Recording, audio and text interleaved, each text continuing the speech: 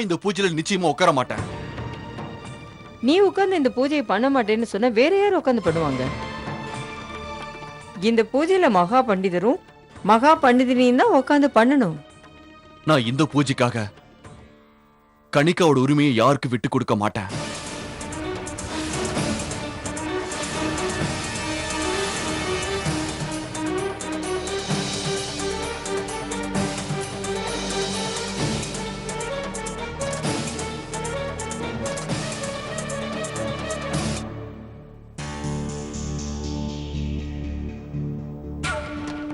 அது என்னன்னா, அபே மாப்பிள்ள எங்க அம்மாவோட எந்த பேச்சையும் மறுக்க மாட்டாரு.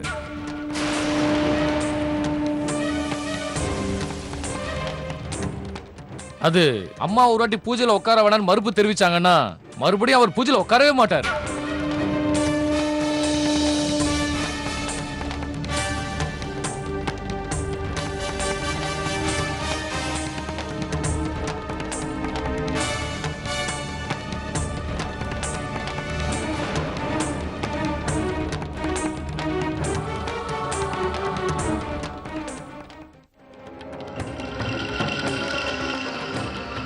ஒரு விஷயம் எனக்கு புரியவே மாட்டேங்குது. அவருக்கு நான் எப்படி எடுத்து சொல்லி புரிய வைக்கிறதுன்னு எனக்கு தெரியல. இந்த பூஜை முக்கியமான பூஜை. இந்த பூஜையை நிச்சயமா அவர் உட்காந்து பண்ணியே ஆகணும். நீங்க எப்படிமா அவங்கள புரிய வைப்பீங்க? அவங்க உங்க பேச்ச கேட்டாதானே அது நடக்கும். அதுதான் என்னன்னு புரியாம நான் யோசிச்சுட்டு நிக்கிறேன். மாப்பிள்ளை தம்பி இது வரைக்கும் நான் சொல்லி ஒரு வார்த்தை கூட மீறினதே இல்லை. இன்னைக்கு அவர் ஏன் பேச்ச கூட மதிக்கவே இல்லை.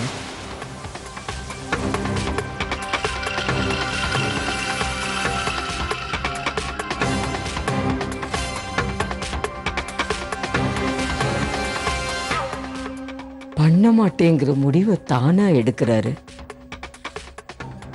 அவர் ஏன் இந்த அளவுக்கு மாறினார்னு எனக்கு தெரியல. நான் நினைச்ச மாதிரி நடக்கணும்னா நிச்சயமா அவரு ராதிகா கூட அந்த மாலைய பச்சை பூஜையில கண்டிப்பா உக்காந்தே ஆகணும். ரஜன்,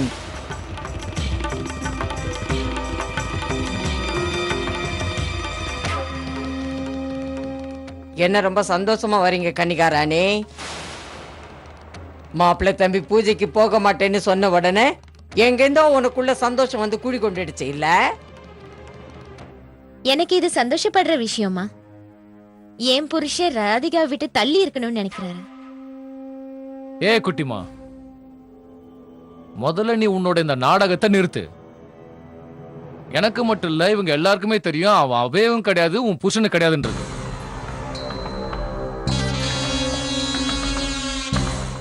அந்த கடவுள் கண்ணை திறந்ததுனால அவர் இப்போ உன் புருஷனா இருக்காரு கனிகா. அவர் மட்டும் இல்லைன்னா நம்ம நிலைமை ரொம்ப கவலைக்கிடமா இருக்கும். மாப்பிள்ளை தம்பி அந்த பூஜையில உக்காரலன்னா என்ன ஆகும்னு தெரியுமா உனக்கு? 6 கோடி கேள்விக்குறியா மாறிடும். அப்புறம் மற்றவங்க எல்லாருக்கும் நான் என்ன பதில சொல்றதுன்னு தெரியாது. அப்புறம் உண்மை என்னங்கிறது எல்லாருக்குமே தெரிய ஆரம்பிச்சிடும். அது நடக்கணும்னு நினைக்கிறியா கன்னிகாராணி? அம்மா, எனக்கு இது மட்டும்தான் தெரியும். அபை எனக்கு மட்டும்தான். நான் என்னைக்குமே ராதிகாவை அவர் பக்கத்துல நெருங்க விட மாட்டேன்.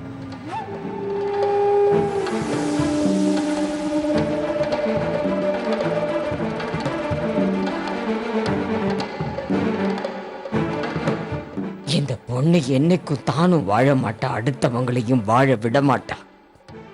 இந்த வீட்டோட மானம் மரியாதை எல்லாத்தையும் போக வச்சதும் இல்லாம என்னமோ திமிரா பேசிட்டு இருக்கா. இவளை இப்பவே நம்ம இஷ்டத்துக்கு அடக்கி வச்சாகணும். இல்லைன்னா 6 கோடி சொத்துக்கு அதிபதியாகி மகா பண்டிதர் ஆகணுங்கிற என்னோட எண்ணம் சுத்தமா நிறைவேறாம போயிடும்.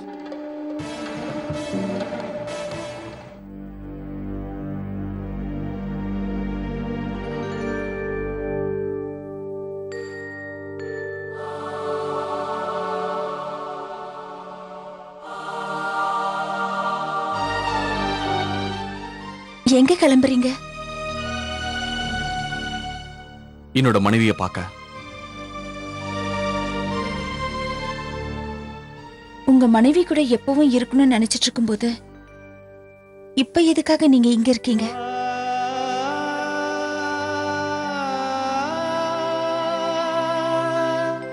எதுக்காக என்ன உங்க மனைவியை ஏத்துக்க மாட்டேங்கிறீங்க? உங்களுக்கு எனக்கு எந்த உறவும் கிடையாது. உறவு இருக்கு.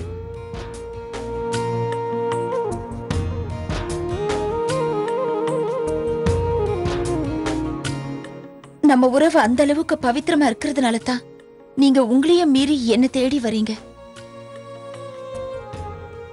உங்களையே அறியாம உங்க கண்கள் என்னையே தேடுது.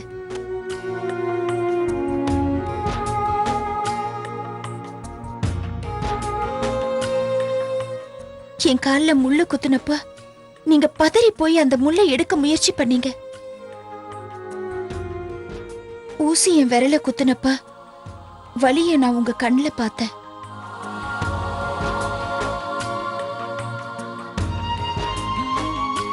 ஒருவேளை நம்ம 2 பேருக்குள்ள உறவு எதுவும் இல்லைங்கிறப்போ எதுக்காக இப்படியெல்லாம் நடக்கணும்? எனக்கு உங்ககிட்ட பேசுறதுக்கு எதுவும் இல்ல. உங்களை தடுக்கிறதுக்கு மாத்தாராம் எவ்வளவோ முயற்சி பண்ணாங்க. ஆனா முதல் முறையா நீங்க அவங்க பேச்சைய மீறி எனக்கு உதவ வந்தீங்க. மகா பண்டிதர் பதவியை காப்பாத்த வந்தீங்க. இதுக்கு பதில் சொல்லுங்க. நம்ம 2 பேருக்குள்ள எந்த உறவும் இல்லைன்னா சொல்லுங்க.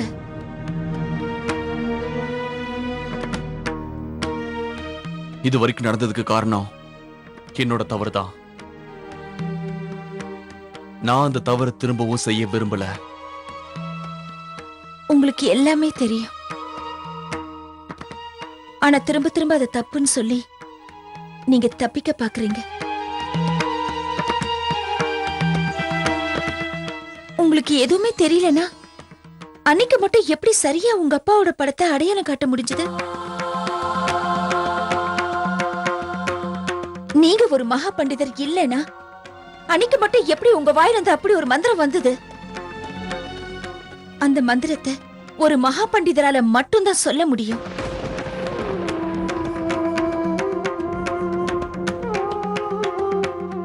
யாருக்கு என்ன தெரியும்? எனக்கு அதுக்கு எந்த சம்பந்தமும் இல்ல. எனக்கு இது மட்டும் தான் ஞாபகம் இருக்கு. என்னுடைய மனைவி கணிக்கா. அதுக்கு மேல எதையும் தெரிஞ்சுக்க எனக்கு விருப்பம் இல்ல. உங்க வாய் தான் பொய்ன்னு சொல்லுதே தவிர உங்க மனசு சத்தியமா இதை ஏத்துக்கல.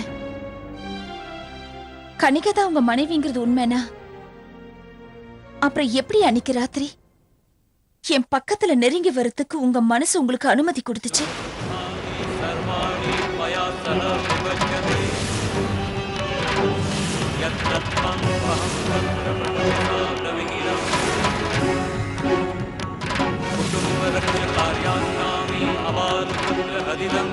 உங்க மனசுல ராதிகா இல்லாம கணிகா மட்டும் தான் இருந்தா அன்னைக்கு ராத்திரி எப்படி நம்ம 2 பேரும் ஒண்ணானோம்?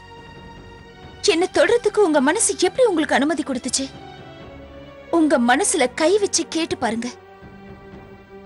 அன்னைக்கு ராத்திரி யாரோ ஒரு பொண்ணு கூட இருந்த மாதிரி இருந்துச்சா, இல்ல உங்க மனைவி கூட இருந்த மாதிரி இருந்துச்சா?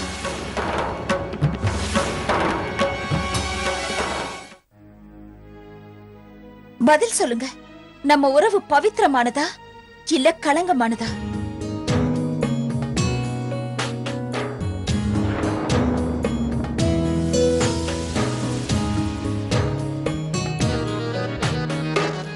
உங்களோட இந்த அமைதிக்கு என்ன காரணம்னு உங்களுக்கு தெரியலையா? நீங்க தான் என்னோட புருஷன். நாம 2 பேரும் கடவுளால இணைக்கப்பட்டவர்கள். நம்ம உறவு பவித்திரமான. இல்ல, நீங்க என் மனைவி கிடையாது.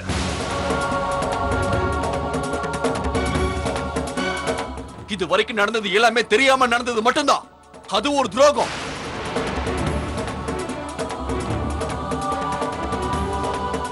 அதுவும் இல்லாம அந்த துரோகம் என்னோட மனைவிக்கு நான் செஞ்சத.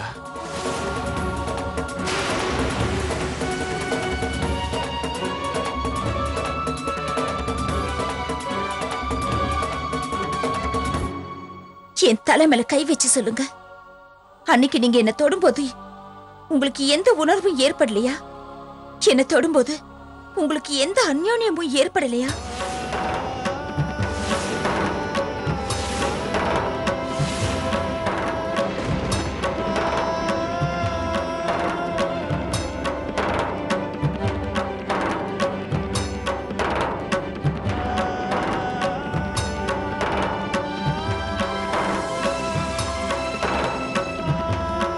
சொல்லுங்க, உங்களுக்கு எனக்கும் எந்த அந்யோன்யமும் இல்ல?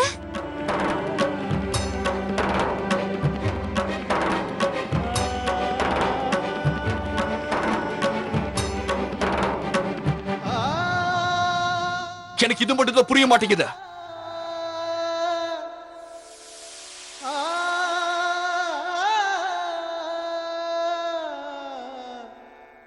எனக்கு இது மட்டும் சுத்தமா புரியல.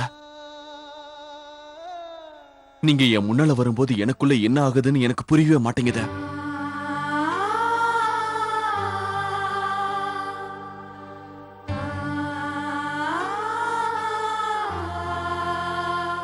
என்ன தனியா இருக்க விடுங்க.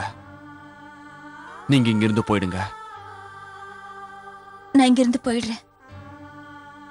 ஆனா எனக்கு ஒரே ஒரு விஷயத்தை மட்டும் சொல்லுங்க. அந்த பூஜையில ஏன் நீங்க என் கூட உட்கார மாட்டேங்கிறீங்க? ஏன்னா அந்த பூஜையில ஒரு உண்மையான கணவன் மனைவி மட்டும்தான் உட்கார முடியும். நீங்க என் மனைவி கிடையாது.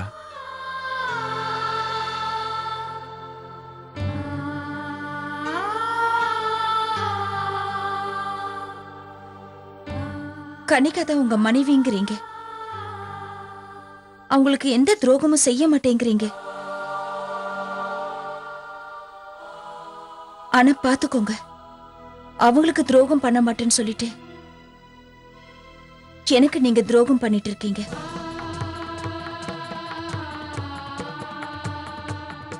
அப்படின்னா புரியல. அன்னைக்கு நீங்களும் நானும் ஒன்னா இருக்கும்போது நம்ம ஒருத்தர் மறந்து அவ்வளவு சந்தோஷமா இருந்தோம். ஆனா அந்த நேரத்துல ஏன் உங்களுக்கு அவங்க ஞாபகம் வரல? ஏன்னா உண்மை எதுவோ அதுதான் அப்ப நடந்தது. அந்த நிமிஷம், அந்த ராத்திரி நம்மளோட உண்மையான உறவு இணைக்கப்பட்டுச்சு.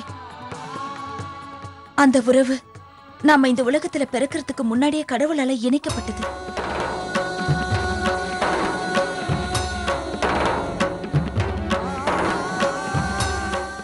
நம்மளோட அந்த உறவு பவித்திரமானதுன்னு நீங்க நினைச்சீங்கன்னா நாளைக்கு என் கூட பூஜையில உட்கார்றதுக்கு தயவு செஞ்சு மறுக்காதீங்க.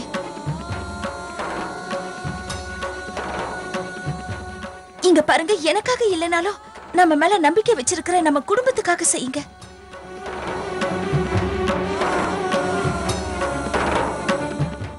எங்க என் கண்ணை பார்த்து சொல்லுங்க, உங்களுக்கு என் கூட வாழணும்னு தோணவே இல்லை? நம்ம ரெண்டு பேருக்கும் நடுவுல இருக்கிற உறவு பவித்திரமானது இல்லைன்னு சொல்லுங்க.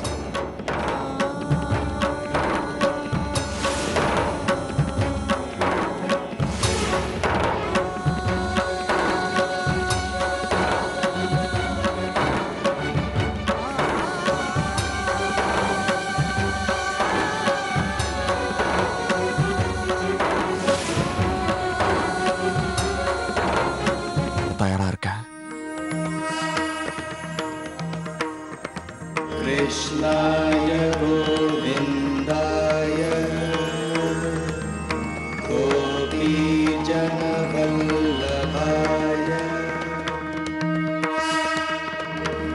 कृष्णाय गोविन्दाय गोपीजनवल्लभाय. என்னோட பொண்ணு வாழ்க்கையில இவ்வளவு பெரிய ஏமாற்றமா? என்னால இதை நம்ப முடியல. அந்த ராதிகா பூனை மாதிரி இருந்துகிட்டு எல்லாத்தையும் எப்படி நிறைவேற்றிக்கிறார் ரஜன்? இந்த விஷயம் யோசிச்சாதான் எனக்கு ரொம்ப ஆச்சரியமா இருக்கு. உங்களுடைய செல்ல மாப்பிள்ள கேரக்டர் வைஸ்ல எப்படி இவ்வளவு ஒரு மோசமான ஆளானா? அவனுக்கு தான் தெரியல அவன் அவே கணிக்காம ஒய்ஃப்னு. அப்புறம் எதுக்காக அவன் ராதிகா கூட ராத்திரியெல்லாம் இருந்தான்? ராதிகா கூட இருந்தது நம்ம மாப்பிள்ளை தம்பி இல்ல. அவ பெருசா நினைச்ச அவளோட நம்பிக்கை, அந்த நம்பிக்கை இந்த அளவுக்கு மாறும்னு நான் நினைக்கல. அந்த ராதிகாவோட நம்பிக்கை தான் தேவாவை மறுபடியும் அவ வாழ்க்கையில திரும்ப கொண்டு போயிருக்கு. தேவாவுக்கு மறுபடியும் பழைய நினைவு வர ஆரம்பிச்சிருக்கு. ராதிகாவோட நம்பிக்கை மாப்பிள்ளை தம்பிக்கு மறுபடியும் நினைவு வர வழைச்சிருக்கு.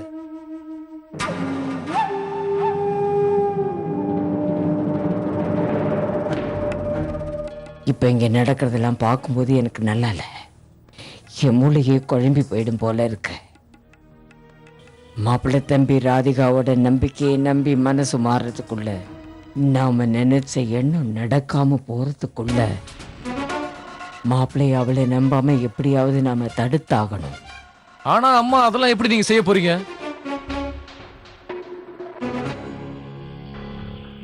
நான் உனக்கு அம்மாடா ரஜன்.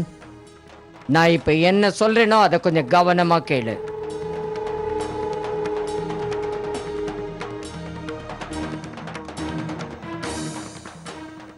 நான் இப்ப எடுக்க போற முடிவை கனிகா கூட நிச்சயம் எதிர்பார்த்திருக்க மாட்டா ரஜன். நான் இந்த முடிவை எடுக்கலைன்னா என் எண்ணெய் எல்லாமே வீணா போயிடும் ரஜன். இன்னைக்கு வரைக்கும் நான் தோல்வியை பார்த்ததே இல்லை. என்னோட அனுபவத்துல எந்த ஒரு காரியத்தையும் நான் கையில எடுத்த முடிக்காம விட்டதே இல்லை. இதையும் கண்டிப்பா முடிச்சு தீருவேனா. நீங்க இந்த போறஜன், நான் கொஞ்சம் தனிமையில யோசிக்கணும். சரி,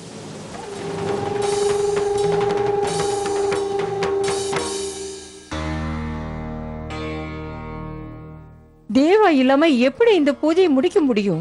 நம்ம பையனாலேயே நம்ம பரம்பரை விதியெல்லாம் இப்படி கெட்டு போக போகுது. நாம என்ன, நம்மளால ஒண்ணுமே பண்ண முடியலையே. இல்லம்மா, நம்ம குடும்பத்தோட கௌரவத்துக்கு என்னைக்கும் கலங்க ஏற்படாது. என்ன சொல்ல வர ராதிகா? என்ன நீ சொல்றீங்க? தேவா இந்த பூஜைக்கு உட்காரத்துக்கு சம்மதம் சொல்லிட்டாரா?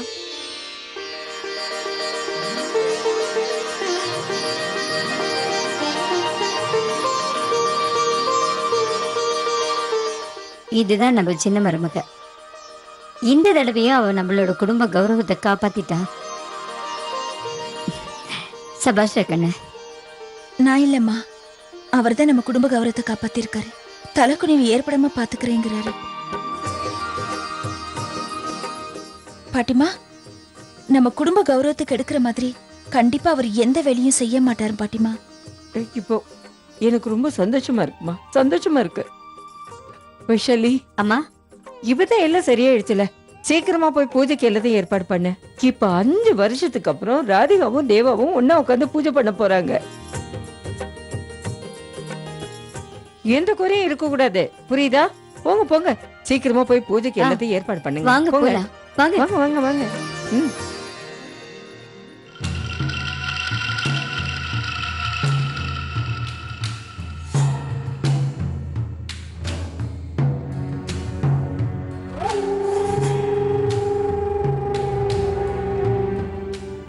நான் உன்னை வெளியே போய் இருந்தான்னு சொன்னேன். ஏன் உள்ள வந்த ரஜன்? அம்மா, அந்த ராதிகா உங்களுக்கு எதிரா பெரிய போர் தொடங்க போறா.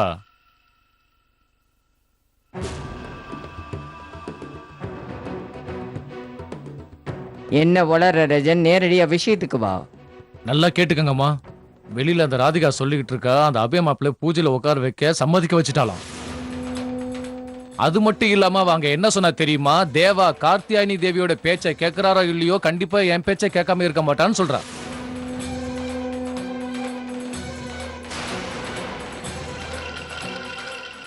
நீ போய் சொல்ற ரஜன். ஆமாம்மா, நீங்க என்னைக்குமே என்ன நம்பினதே இல்லையே. இப்பவே நான் போய் தேவாவை கூட்டிட்டு வரேன், நீங்களே அவங்க கிட்ட கேளுங்க.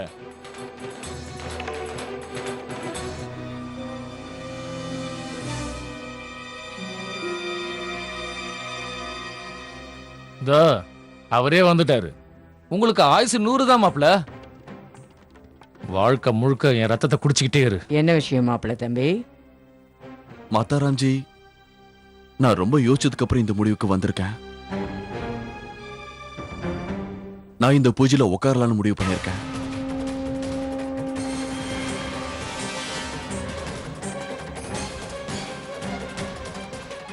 நான் பூஜையில உட்கார போறது மகா பண்டிதர் பதவியை மட்டும் காப்பாத்திக்கிறதுக்கு இல்ல, தர்மத்தையும் பரம்பரையோட கௌரவத்தையும் காப்பாத்துறதுக்காகவும்.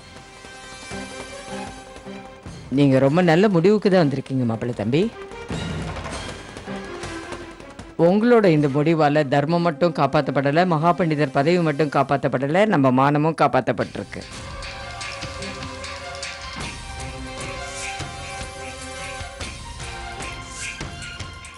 இப்ப என் பேச்ச நீங்க நம்புறீங்கல்ல? இப்ப அவர் இங்க வந்து சொல்லிட்டு போனார்னா அதுக்கு காரணமே ராதிகா தான். நீ சொல்றது உண்மைதான் ரஜன். ராதிகா கிட்ட இருக்கிற நம்பிக்கை அபய மாப்பிள்ளைக்குள்ள ஒளிஞ்சிருக்கிற தேவாவை எழுப்ப பாக்குது.